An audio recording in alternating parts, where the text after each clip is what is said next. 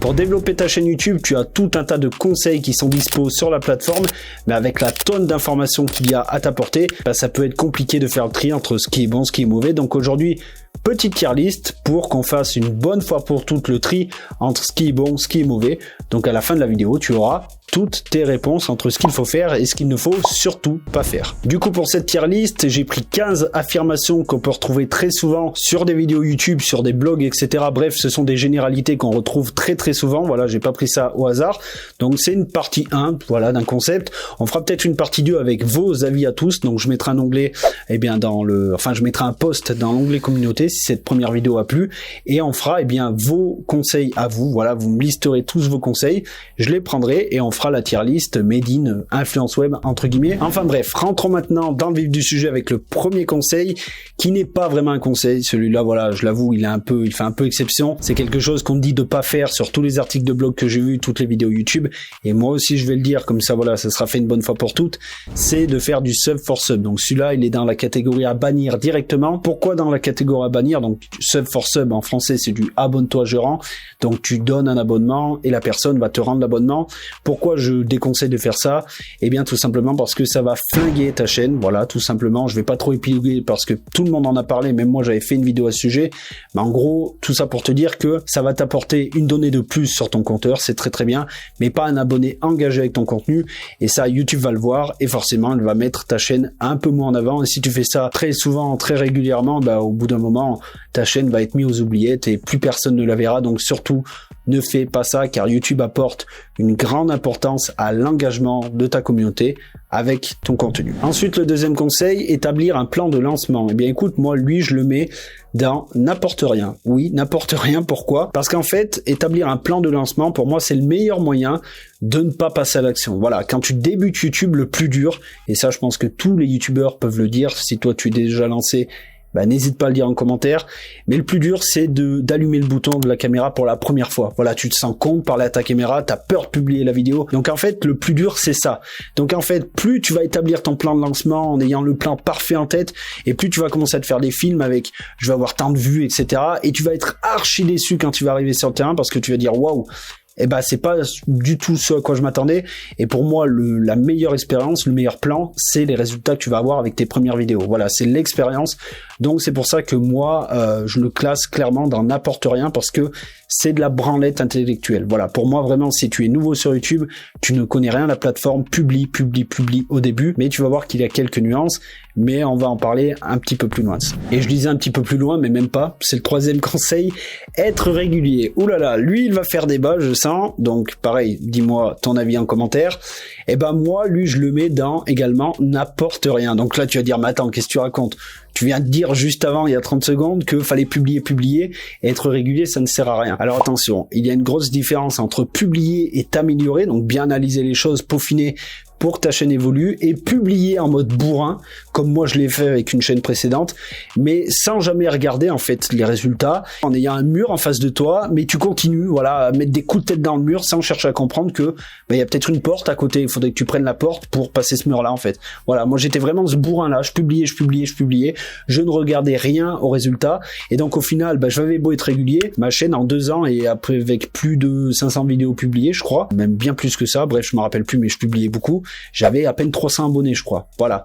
Donc, j'étais régulier, important, mais ça ne m'a rien apporté. C'est pour ça que je le mets dans n'importe rien, parce que être régulier et faire le bourrin, ça n'apporte rien. Donc, être régulier au début pour avoir une base de résultats et même toi avoir un petit peu d'expérience, oui. Par contre, une fois que tu es un petit peu établi, si tu es régulier, mais régulier dans la médiocrité, ça n'apporte rien du tout. Ensuite, le quatrième conseil, choisir une niche. Pour moi, celui-ci, il va dans succès garanti. Pourquoi dans le plus haut palier? Écoute, tout simplement parce que avoir une niche, ça te permet de savoir pour qui tu fais tes vidéos. Voilà, parce qu'en fait, la base de la base, quand tu lances ta chaîne YouTube, c'est d'avoir un avatar cible. Voilà, tu sais à qui tu t'adresses, et plus tu vas savoir à qui tu t'adresses, plus tu vas savoir créer de bonnes miniatures, de bons titres qui vont l'amener sur tes vidéos, et donc avoir plus de vues. Alors que si tu n'as pas de niche, tu ne sais pas à qui tu t'adresses, donc tu ne connais pas ton public, et tu ne peux pas lui proposer les vidéos qu'il va vouloir voir, et donc ta chaîne ne va pas se développer. Alors, avoir une intro outro. Alors, je précise tout de suite, intro outro animé, pas intro outro où tu parles, hein, voilà. non,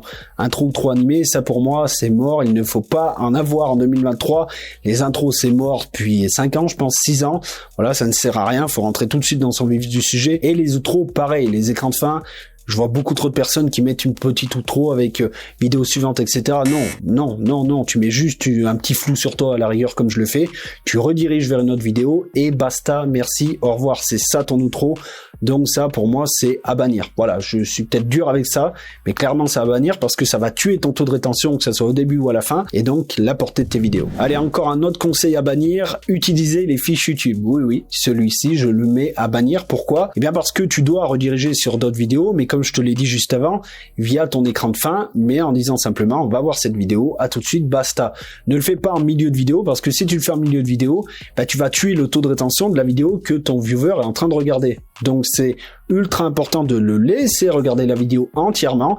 Et en fin de vidéo seulement, tu le rediriges sur notre vidéo, comme ça tu optimises le taux de rétention de ta vidéo A et le taux de rétention de ta vidéo B. Se servir des analytics, alors lui je le place dans succès garanti, tout comme choisir une niche. Pourquoi? Parce que comme je te l'ai dit dans le conseil être régulier, si tu es régulier mais que tu ne comprends pas vraiment les performances de tes vidéos, qu'est-ce qui fait que ça clique pas, le taux de rétention, tu n'analyses jamais rien, ben en fait tu vas rester dans des vidéos bas de gamme, on va dire, qui ne font pas de vues, alors que si tu prends le temps d'analyser, de comprendre clairement ce qui fait que tes vidéos performent ou non, bah tu vas pouvoir peaufiner le tir à chaque vidéo, t'améliorer de plus en plus et finalement, eh bien, au bout d'un moment, avoir des vidéos qui sont performantes, eh bien, l'une après l'autre, tout simplement. Donc ça, pour moi, c'est dans succès garanti. Faire la promo de sa chaîne, eh bien, écoute, là aussi, peut-être que certains vont grincer des dents, mais c'est pas grave. Je l'ai dit dans de nombreuses vidéos, mais ça, pour moi, ça n'apporte rien pour 2 raisons. Première raison, tu vas attirer des curieux sur ta chaîne. Voilà, par exemple, tu fais la promo via Instagram. Moi-même, je peux le faire. Tu vois, je suis sur Instagram. J'arrive, je vais faire le curieux sur ta vidéo. Je vais repartir au bout de 10 secondes. Donc, tu tues le taux de rétention. Enfin, tu amènes des curieux. Et deuxième raison, tu vas tuer ton taux de rétention et donc la portée de ta vidéo. Et je pourrais en mettre un troisième, c'est que tu vas biaiser, tu vas fausser l'algorithme YouTube. Pourquoi? Parce que lui, tu vas lui amener une audience qui n'est peut-être pas celle qui devrait regarder ta vidéo, mais lui va se dire, ok, là c'est cette audience qui regarde la vidéo, donc je pense que c'est cette audience à qui il faut mettre en avant la vidéo sur YouTube. C'est ce qu'il va faire, il va voir ça clique pas, ah ok, ça clique pas, j'arrête de la mettre en avant. Donc en fait, c'est contre-productif de faire ça. Et en fait, j'ai remarqué qu'on a souvent tendance à faire ça, utiliser les réseaux sociaux, quand on a du mal à faire des vues sur nos vidéos. Voilà, on se dit, allez, on va essayer de trouver tous les stratagèmes inimaginables pour faire des vues, mais en fait, on se concentre sur la mauvaise chose. La bonne chose à faire, c'est justement ce que je t'ai dit déjà dans l'onglet succès garanti, choisir une niche, analyser tes performances et peaufiner un petit peu petit à petit. Et je peux t'assurer que si ton objectif c'est que YouTube, tu as juste à te concentrer sur YouTube à fond, à te former à fond là-dessus pour performer sans devoir aller chercher d'autres réseaux sociaux. Pour ma part, j'ai su développer la chaîne Influence Web sans réseaux sociaux, donc si je l'ai fait, tu peux également le faire. Définir sa vision du succès. Alors ça, c'est quand même intéressant. Au début, je voulais le mettre dans n'importe rien parce que je me suis dit, ouais, c'est du développement personnel, pas très intéressant. Mais finalement, je le mets dans peu aider parce que définir ta vision du succès, ça va te permettre aussi d'avoir les bons objectifs. Si ta vision du succès à toi, c'est de vendre tes produits et services, tu n'as pas besoin d'avoir des tonnes de vues pour gagner de l'argent, tu vois, avec peu d'abonnés, tu peux gagner de l'argent. Par contre, si tu es sur un modèle où tu ne vends rien à côté, tu mises tout sur les revenus YouTube, les pubs, eh bien là, tu vas devoir avoir beaucoup de vues et donc les objectifs sont pas du tout les mêmes. Tu vas chercher la viralité, ce qui n'est pas le cas pour le cas numéro 1, justement, qui cherche juste à vendre ses produits et services. Donc, c'est pour ça que je le mets dans peu aider parce que définir sa vision du succès, ça te permet d'avoir les bonnes stratégies, d'utiliser les bonnes stratégies selon ce que tu cherches à avoir, tout simplement. Et d'ailleurs, en parlant de produits et services, j'en propose un surtout, c'est du montage vidéo, donc si ça t'intéresse, tu as le lien directement en description. Alors, bien optimiser ces vidéos, lui je l'ai classé dans apporte de très bons résultats, mais attention, ça a marché pour moi, mais ça ne peut pas marcher pour tout le monde. Donc celui-là vraiment il est un petit peu à part, je le mets là-dedans parce que pour ma part ça a marché, mais en fait selon ta chaîne YouTube, là tu vas avoir 2 stratégies à mettre en place, soit une stratégie de recherche YouTube, soit de recommandation, et l'une ou l'autre est adaptée selon ta thématique. Si tu as une chaîne de tuto, la recherche YouTube, c'est parfait. Si tu as une chaîne plus de divertissement, tuto, ça marchera pas du tout. Le SEO sera très utile si tu es dans une stratégie de recherche YouTube. Par contre, si tu es sur une stratégie de recommandation, ça ne sert à rien. Donc, c'est plutôt à bannir. Donc, moi, là, je vais parler en connaissance de cause pour moi. Ça m'a apporté de très bons résultats. Se démarquer visuellement, ça pour moi, c'est un succès garanti parce que c'est la clé, en fait. Te démarquer sur YouTube avec la concurrence qu'il y a, c'est la clé. Et en fait, c'est pas très compliqué ce que tu dois faire. C'est simplement te dire, ok, là, tout le monde utilise ces codes couleurs, ces formats de miniatures, etc. Qu'est-ce que je peux aller trouver sur une autre niche qui pourrait, eh bien, rafraîchir cette niche-là? Tu n'as pas besoin de réinventer la roue, en fait. Souvent, on se dit, ouais, mais attends, faut que je parte d'une page blanche, comment je fais? Non, t'as pas à partir d'une page blanche. Tu prends une miniature, enfin, un modèle de miniature qui fonctionne dans d'autres niches, et tu le ramènes dans ta niche. C'est aussi simple que ça. Commenter ses concurrents. Bah, lui, je le mets dans peut aider. Pas dans apporte de très bons résultats parce que ce serait un peu abusé, mais peut aider. Mais attention, pas trop le faire non plus parce que tu peux te faire ban, hein, tout simplement. Pour spam, après attention, il y a des manières de faire. Hein. Personnellement, je l'ai fait. Je me suis jamais fait ban pour la simple et bonne raison que je ne spammais pas, en fait, les vidéos. Hein. J'y allais en apportant de la vraie valeur ajoutée. Je mettais jamais le lien de ma chaîne YouTube. Donc, en fait, ce qu'il faut se dire, c'est qu'il y a une manière de faire. Il y a une manière de commenter. Moi, je l'ai fait au début avec l'influence web pour commencer à me montrer mon expertise. Et je pense que ça m'a apporté quelques abonnés au début, je pense. Voilà, pour un peu tracter la chaîne. Et j'y allais en, voilà, comme je l'ai dit, en simplement en regardant la vidéo de mon concurrent, en apportant de la valeur ajoutée sur ce qu'il avait dit ou donnant mon avis et en aidant aussi certaines personnes qui posaient des questions, qui n'avaient pas eu de réponse à leurs questions. Et c'est ce qui me permettait d'avoir un petit peu plus de visibilité.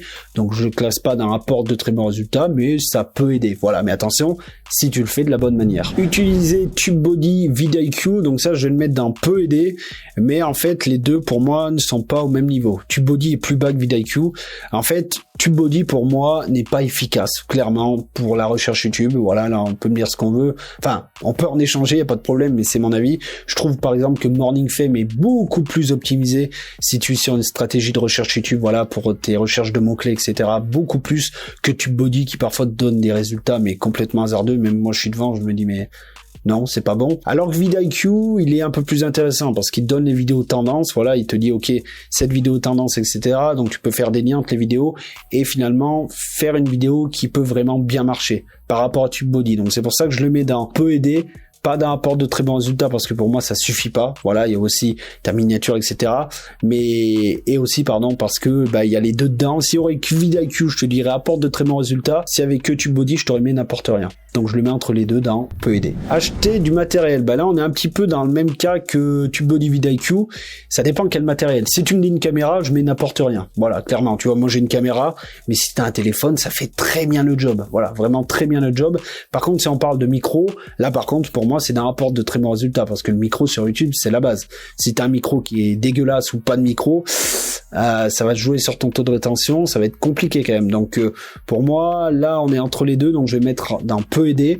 Mais encore une fois, caméra, n'importe rien, micro, apporte de très bons résultats, voilà. Faire des shorts, bon ça c'est un cas assez épineux. Faudrait que je fasse une vidéo et je vais faire d'ailleurs une vidéo complète à ce sujet parce qu'il y a pas mal de vidéos qui sont sorties, bref, d'infos, faut que je me mette à jour là-dessus. Moi-même, j'ai publié beaucoup de shorts en cette année, 2023 qui ont très très bien marché. Et donc, si on est juste factuel, on parle vues et abonnés, voilà, on parle juste de ça, c'est succès garanti. Voilà. Si on parle juste de ça, parce que moi je l'ai vu en publiant des shorts, mes vues elles ont explosé. Hein. Il y a un jour, je crois que j'avais jamais fait cette perf-là, 50 000 vues en une journée, en une seule journée, 50 000 vues, paf. Et là j'ai un short qui a fait plus d'1 million de vues. Donc si on est factuel, on parle juste de vues et d'abonnés, oui, c'est succès garanti. Mais comme je t'ai dit, on y reviendra parce que il y a quand même beaucoup de choses à dire. Voilà, ça. Prends-le avec des pincettes, hein, le succès garanti. Voilà, parce qu'il y a beaucoup de choses à dire à propos des shorts. Et enfin, le dernier de la liste, demander un like et un abonnement. Donc lui, je le classe dans n'importe rien. Pas à bannir, parce que c'est pas comme le sub for sub. Mais en fait, pour moi, n'importe rien, parce que, clairement, j'avais fait plusieurs vidéos, en fait, où j'avais fait, je crois, un pack de 5 vidéos où je demandais un like et un abonnement et 5 où je demandais pas. Et j'avais vu que c'était kiff-kiff en termes d'abonnement et de like. Et du coup, derrière, j'avais demandé dans mon onglet communauté, est-ce que tu t'abonnes et tu likes quand le YouTuber te le demande? Et vous m'aviez tous dit que, dans la plupart des cas, non, vous le faisiez si vous jugiez la vidéo bonne et si la chaîne, de manière générale, pouvait vous aider ou vous plaisait. Donc, j'en ai jugé que ça ne servait strictement à rien, que ça n'apportait rien de plus. Voilà pourquoi je le classe dans cet onglet. Voilà pour cette tier list. liste, j'espère qu'elle t'aura plu. Si tu veux une version 2, dis-le moi en commentaire. Et si tu veux avoir un petit peu plus de conseils, un peu plus avancés pour réussir sur YouTube, réussir ta chaîne, je t'invite à aller voir cette vidéo qui va t'apprendre encore pas mal de choses sur la plateforme.